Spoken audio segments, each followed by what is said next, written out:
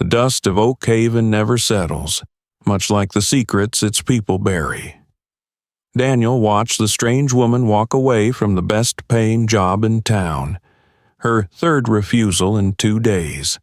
She wasn't broke, and she wasn't here to work. She was here to hunt, and she was the prey.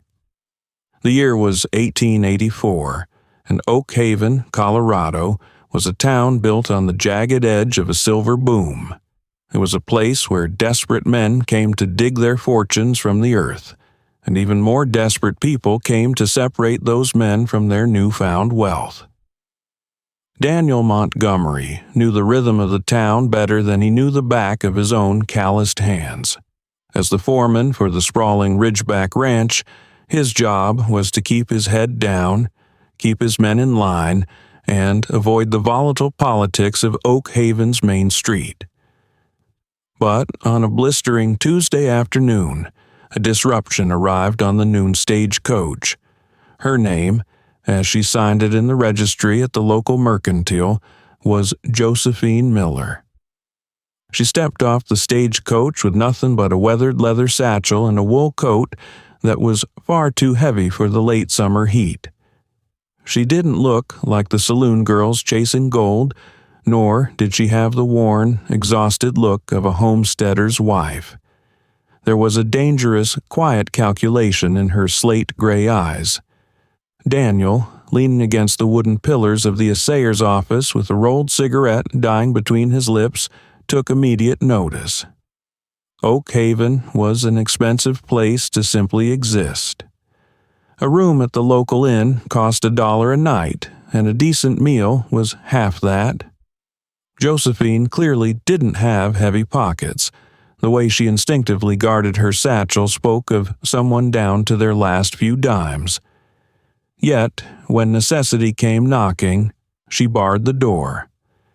The first refusal happened less than 2 hours after her arrival. Daniel had retreated to the shadows of Elias Gentry's Golden Nugget Saloon to escape the midday sun, nursing a watered-down whiskey. Josephine walked through the swinging doors, ignoring the stares of the unwashed miners. She marched straight to Gentry, the wealthiest man in town, who was counting receipts at the far end of the mahogany bar. Daniel was close enough to hear the exchange over the tinny sound of the piano in the corner.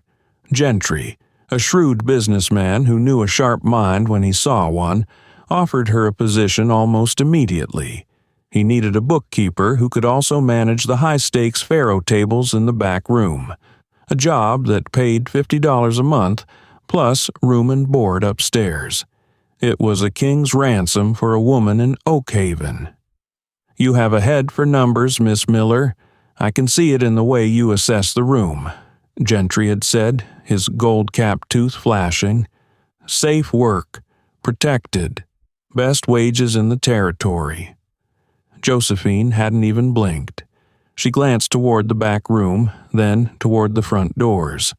"I appreciate the offer, Mr. Gentry, but there are too many eyes in a place like this, and far too many loose tongues. I'll pass." She walked out, leaving Gentry staring after her in sheer bewilderment. Daniel took a slow sip of his whiskey. Too many eyes. The second refusal came the very next morning. Daniel was loading sacks of grain into the back of a buckboard wagon near Mrs. Abigail Higgins' boarding house. Mrs. Higgins was a formidable widow who ran her establishment with military precision. She was standing on the porch, a broom in hand, aggressively negotiating with Josephine. "I need someone to manage the upstairs linens, oversee the kitchen staff, and handle the morning rush," Mrs. Higgins barked. "It's honest, respectable work, $30 a month. You'll be safe behind my doors. Nobody bothers Abigail Higgins's girls." Josephine stood on the dirt road, looking at the sturdy brick walls of the boarding house. To a destitute traveler, it was a sanctuary, but Daniel saw her grip tighten on the strap of her satchel. "Respectable it may be, Mrs. Higgins, but I cannot be tied down to a domestic schedule from dawn until dusk. I need my afternoons free, and I cannot be confined to one building." "Confined?" Mrs. Higgins scoffed, insulted. "Suit yourself, girl. Starve in the street, then." Daniel hoisted a 50-pound sack of oats onto his shoulder, his brow furrowing. A woman alone in the West needing her afternoons free? It made no sense. If she wasn't here to earn a living, what was she doing? The third refusal, the one that finally pushed Daniel over the edge of idle curiosity and into direct intervention, happened that afternoon at the First National Bank. Daniel had gone in to deposit the ranch's cattle drive earnings. Arthur Pendleton, the meticulous, sweaty-palmed bank manager, was speaking with Josephine at the teller window. Pendleton was desperate. His previous clerk had run off with a silver claim, and he was drowning in paperwork. "Miss Miller, you read beautifully, and your penmanship on this application is flawless. I will pay you $40 a month. All you have to do is file the deeds, manage the safe deposit registry, and clean the lobby after hours." It was the perfect job. Quiet, respectable, and lucrative. Josephine actually looked tempted. She reached for the pen to sign the employment contract. "Excellent," Pendleton said, visibly relieved. "I just need a letter of reference from your last employer and the name of your previous county of residence for the regional bondsman to clear your background." The pen froze in Josephine's hand. The ink pooled, leaving a dark stain on the parchment. Slowly, she placed the pen back in its brass holder. "I'm afraid I cannot provide those documents, Mr. Pendleton," she said, her voice dropping an octave. "Oh, it's merely a formality, my dear." Pendleton chuckled nervously. "Just standard procedure to ensure you haven't left any legal troubles behind in Kansas or Texas."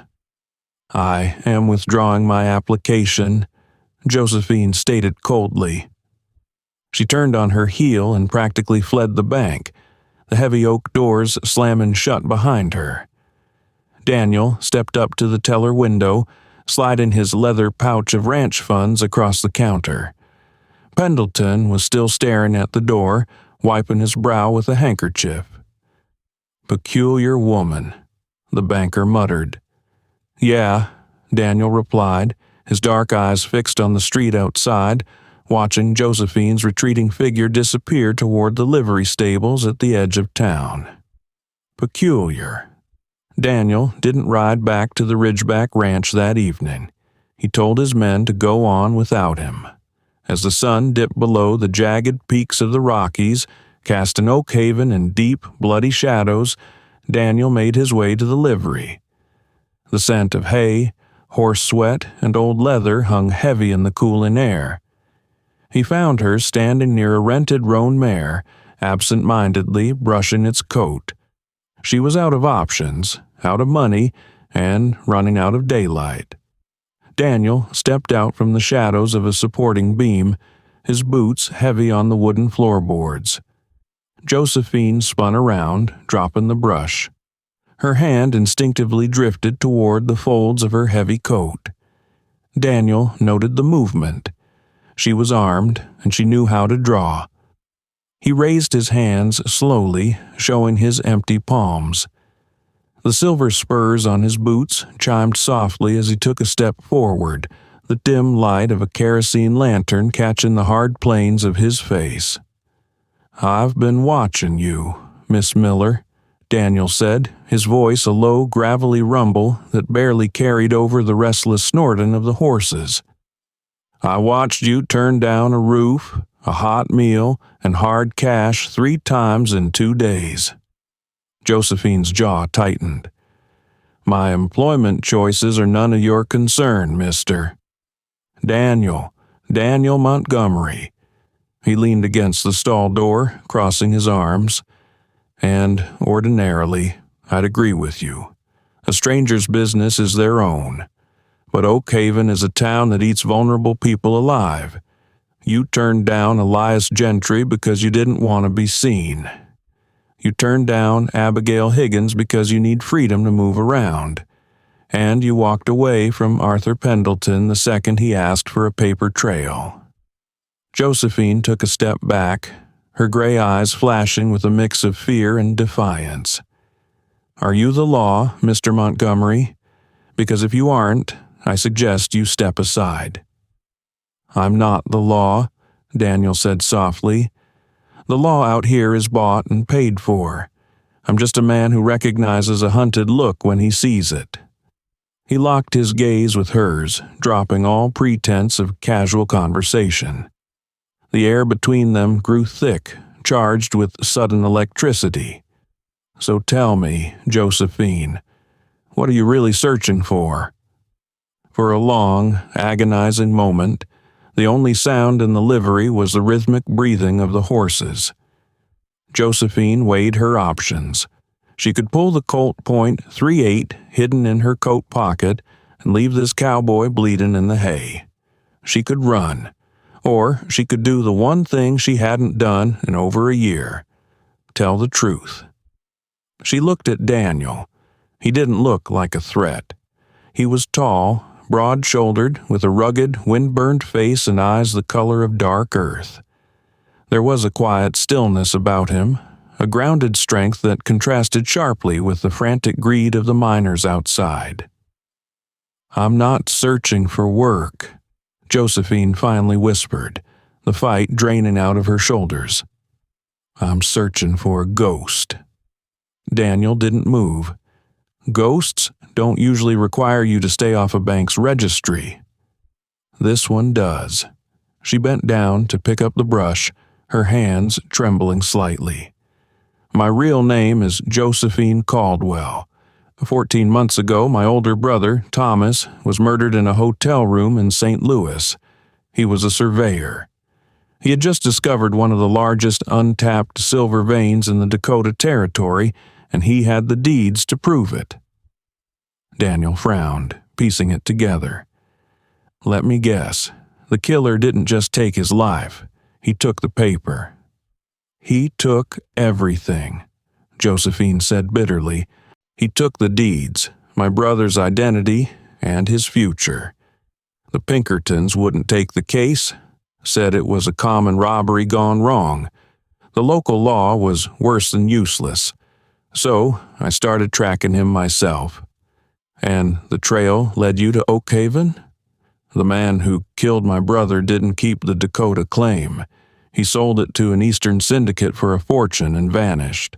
But men with that much sudden wealth don't just disappear. They buy things. They buy land, businesses, ranches. She looked up at Daniel, her eyes piercing. I traced a massive transfer of funds from a bank in St. Louis to Oak Haven 3 months ago. The man who made the transfer used a proxy, but I know it's him. I just need to find out who in this town recently bought their way into power.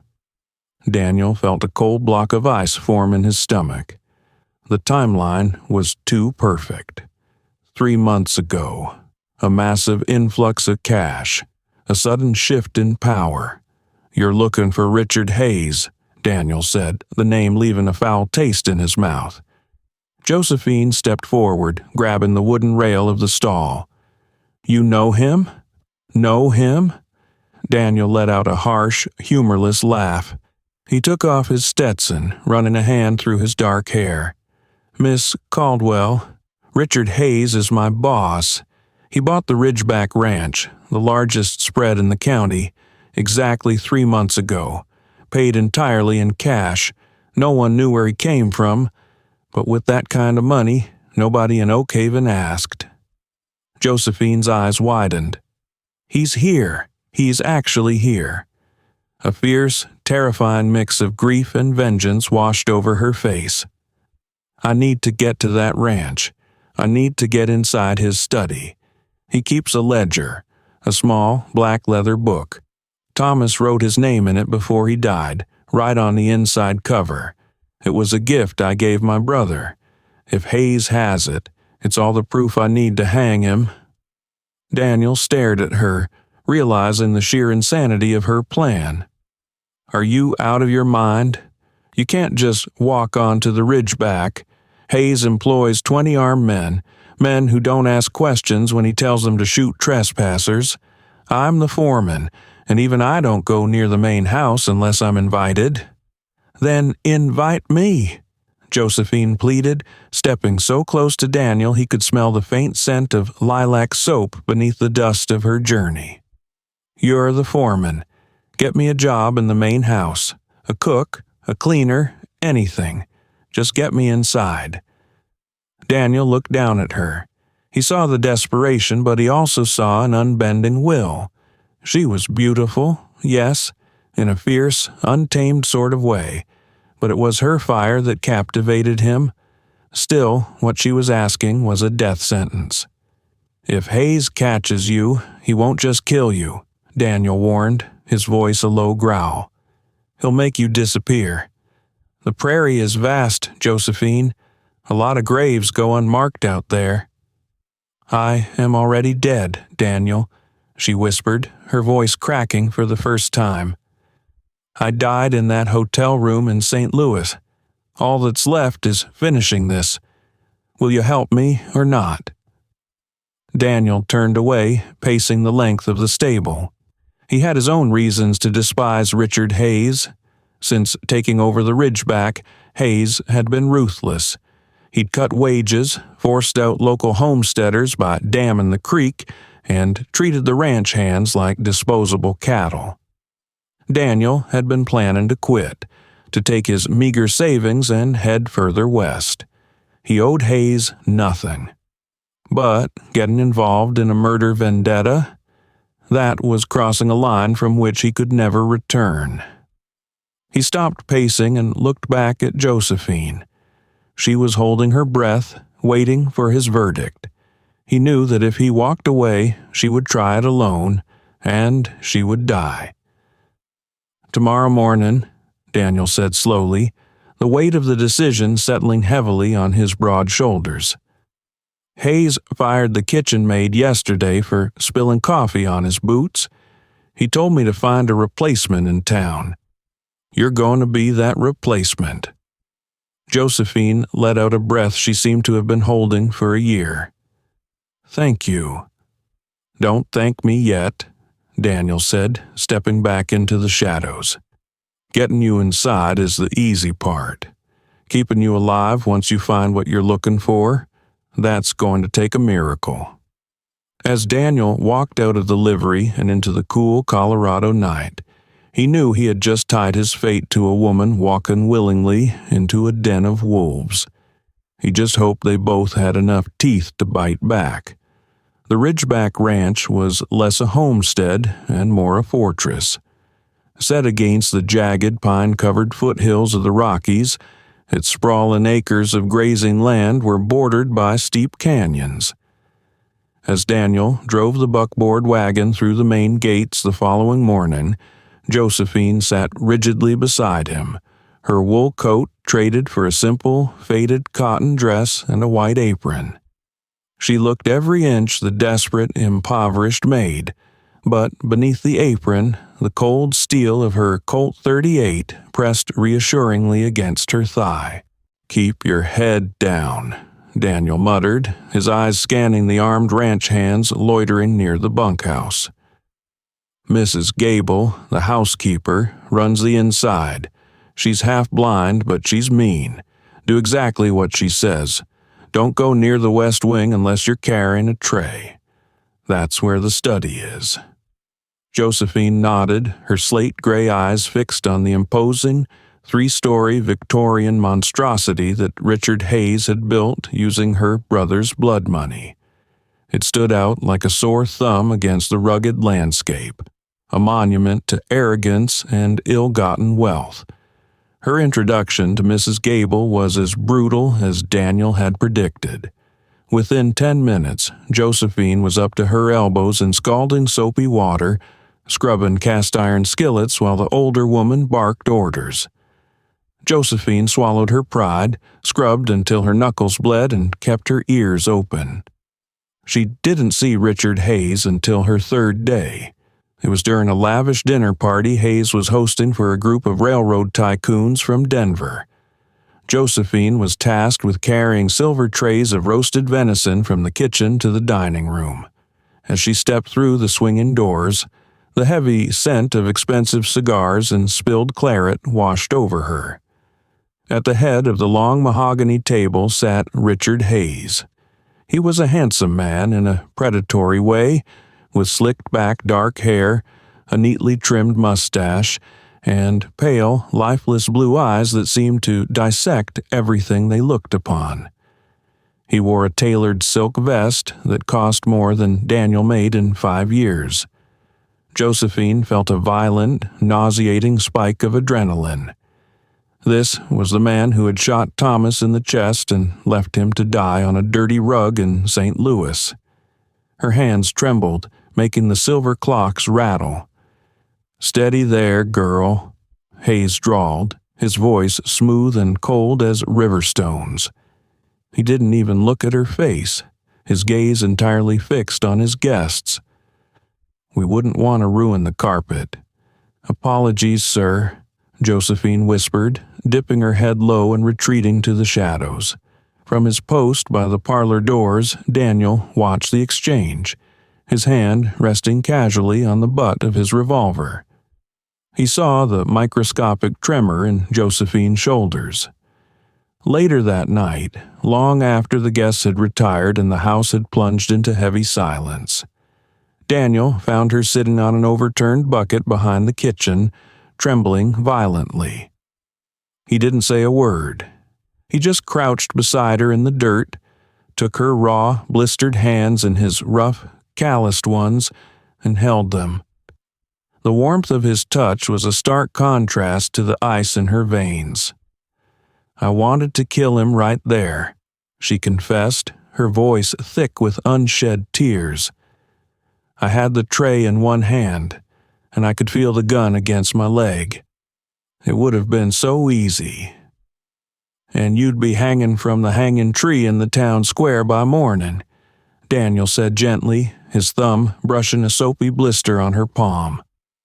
"We do this smart, Josephine, or we don't do it at all." She looked up at him, the moonlight catching the tears in her eyes. For a moment, the vengeance faded, leaving only two people entirely alone in a dangerous world. The distance between them vanished. Daniel leaned in, and when his lips met hers, it wasn't a tentative spark, it was a sudden, consuming fire.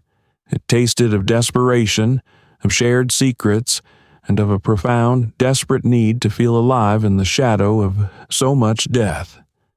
Josephine gripped the collar of his canvas jacket, pulling him closer, anchoring herself to his solid strength. When they finally parted, Daniel reached into his pocket. He pressed a small, crude object into her hand. It was a lump of hardened wax bearing the perfect indentation of a complex skeleton key. "The lock on the study is a Yale cylinder, imported from New York," Daniel whispered, his forehead resting against hers. "Hayes gave me his ring of keys today to fetch some ledger books from the town bank. I made an impression of the one that didn't fit the bank boxes. I'll have the blacksmith in town cut a blank tomorrow." Josephine stared at the wax, her heart pounding a frantic rhythm against her ribs. "How long?" "Tomorrow night," Daniel said, his dark eyes fierce. "We end this tomorrow night." The grandfather clock in the grand hallway chimed 2 in the morning. The storm that had been brewing over the Rockies all evening finally broke, unleashing a torrential downpour that battered the windows of the Ridgeback estate. The thunder was a perfect cover for the sound of Daniel easing the freshly cut brass key into the lock of the West Wing study. Click. Daniel pushed the heavy oak door open just wide enough for Josephine to slip inside. 5 minutes, he whispered, remaining in the hallway to keep watch. "If you don't find it, we walk away. Promise me." "I promise," she lied, slipping into the pitch-black room. The study smelled of leather, expensive ink, and gun oil. Josephine didn't dare strike a match. Instead, she waited for the next flash of lightning to illuminate the room. When it came, it threw harsh, jagged shadows across a massive roll-top desk, a wall of hunting rifles, and a heavy iron safe in the corner. She bypassed the safe. A man like Hayes wouldn't keep a personal trophy locked away where he couldn't thumb through it. She went straight to the desk. The top was locked. Josephine pulled a heavy iron letter opener from the blotter and wedged it under the wooden roll top, applying pressure until the cheap brass catch snapped with a loud crack that was mercifully swallowed by a crack of thunder. She felt her way through the pigeonholes and drawers, papers, deeds, stacks of currency. She ignored them all. Finally, her fingers brushed against something soft and supple in the bottom right drawer, a small, leather-bound book. She pulled it out just as another flash of lightning lit up the room. She flipped open the cover. There, written in faded, elegant blue ink, was the inscription, "To Thomas. May your discoveries be as boundless as your spirit. Joe." A ragged sob tore from her throat. She had it. She had the proof. The ledger was filled with Thomas's detailed geological surveys, followed abruptly by pages of Hayes's crude, cramped handwriting detailing payoffs and illicit land grabs. It was a confession bound in leather. She turned to leave. "You have his eyes, you know." The voice came from the deep shadows of a high-backed leather armchair in the corner of the room. A match flared, blindingly bright, illuminating Richard Hayes. He was fully dressed, a lit cigar in one hand, and a heavy, double-barreled Derringer aimed directly at Josephine's chest in the other. Josephine froze, the ledger clutched tightly to her chest. Hayes stood up slowly, the match dying out, leaving only the dim, ambient light from the stormy window. "When Daniel brought you in, I couldn't quite place you. You looked like a common stray. But watching you serve dinner, the way you stared at me, it was the exact same look Thomas gave me right before I pulled the trigger in St. Louis." Josephine's hand slowly reached for her apron pocket. "You're a dead man, Hayes." Hayes chuckled, a dry, rasping sound. "I think not. You see, my dear Josephine, I knew you were looking for me. I paid Josiah Sterling, the best Pinkerton agent in Chicago, to track your movements. I knew you were in Colorado. I just didn't expect you to be stupid enough to walk right into my home." "Daniel!" Josephine screamed, diving behind the heavy oak desk just as Hayes fired. The roar of the Derringer was deafening in the enclosed space. Wood splinters rained down on Josephine's hair.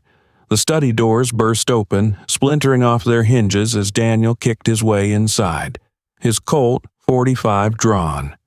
Hayes spun around, firing his second barrel. The bullet caught Daniel high in the left shoulder, spinning the big cowboy backward into the doorframe with a grunt of agony. "Daniel!" Josephine vaulted over the desk, pulling her .38 from her apron. Hayes threw the empty Derringer aside and lunged for a hunting rifle mounted on the wall. He didn't make it. Josephine leveled her pistol and fired twice. The first shot shattered the mahogany paneling next to his head. The second caught Hayes squarely in the right kneecap. Hayes went down screaming, the rifle clattering to the floor out of reach. He writhed on the Persian rug, clutching his shattered leg, his pristine silk trousers rapidly soaking with blood. Josephine walked over to him, her gun trained directly on his forehead. Her hands weren't shaking anymore. She looked down at the man who had destroyed her family, feeling nothing but a vast, icy emptiness. She cocked the hammer. "Josephine, no!" Daniel gasped, leaning heavily against the doorframe, blood pouring down his left arm. "Don't. If you shoot him in the head, you're a murderer." The law won't care about the ledger. He deserves to die, she said, her voice hollow. He deserves to hang, Daniel corrected, pushing himself off the doorframe and limping toward her. Let United States Marshal Gideon Black in Denver read that ledger. Let the whole world know what Richard Hayes is. You strip him of his wealth, his name, and his life legally. That's how you avenge Thomas. Josephine looked from Hayes's pathetic, sobbing form to Daniel. Daniel was bleeding heavily, his face pale, but his eyes were entirely focused on her, anchoring her back to reality just as they had behind the kitchen. Slowly, she uncocked the hammer and lowered the gun. "Get up," Daniel snarled, kicking Hayes's good leg. "We're taking a ride to Denver." The ledger sent Richard Hayes to the gallows in Denver, unraveling an empire built on blood. As for Daniel and Josephine, they didn't stay in Oak Haven. They rode further west, not as a foreman and a runaway, but as partners. The dust finally settled behind them, burying the ghosts of the past, leaving only the open, untamed frontier and a love forged in the fires of vengeance.